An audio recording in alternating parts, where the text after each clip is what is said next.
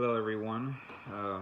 As I've said before, I have injured my right foot. I think I broke something, or at least fractured something, because it is just very difficult to walk. So I've been spending all day in bed for the most part. Um, so I spent some time reading.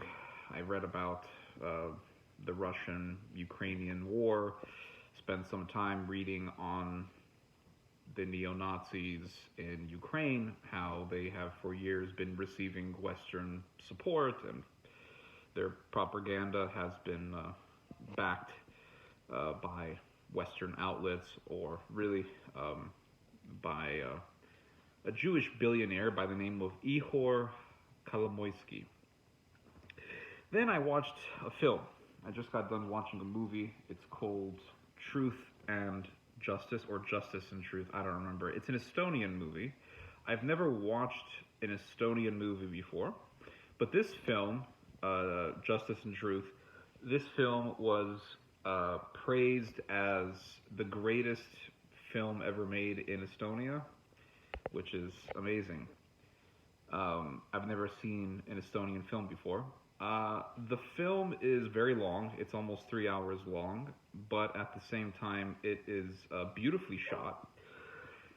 It's like a love story slash drama, and the story is decades old within the movie. So, like, the film begins in like the 1870s or something, and then it ends in the 1890s, almost hitting the year 1900.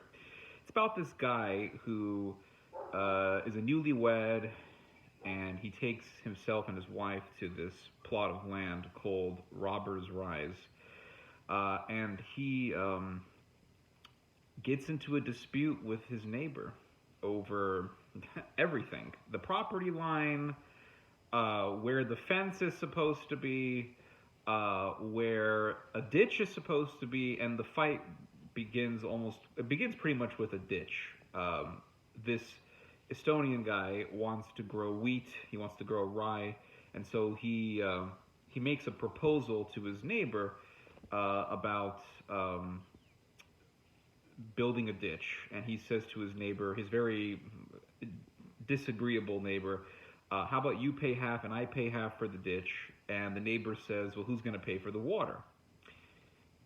And he says, well, you can't really measure water by half, so the water is just going to flow. And he says, well, hold on a second. We're paying half and half for the ditch. Half of the ditch is going to be on my land, half of the ditch is going to be on your land, but we're not making any sort of negotiation about the water. I don't like this deal, blah, blah, blah. So the neighbor says, I'll only do it if the ditch is on my land. So they build the ditch on his land, on the disagreeable neighbor's land, and that begins decades of fighting. Decades of fighting. The disagreeable neighbor, his name is Paidu. The Estonian names, this is really the only thing that truly, really fascinated me about this movie, was the names and the Estonian language, because it doesn't sound like Slavic. It doesn't sound like Russian, even though Estonia borders with Russia, but it sounds kind of like, if I had to make any sort of comparison, I will say it has a tiny bit of a parallel with the Germanic languages. So, for example, when they say, like, my son, they say something like minu boya, which kind of sounds like my boy. But it's just a fascinating language. And the last names sound almost like something out of the ancient Hindu Sanskrit scriptures. So you have Piru, who's the disagreeable neighbor. He's really just a real schmuck. And then you have Andres. Andres is sort of the nicer neighbor in the beginning. But as the dispute continues on, and it never ends, this dispute just goes on and on and on and on. They fight over the fence, they fight over dogs. So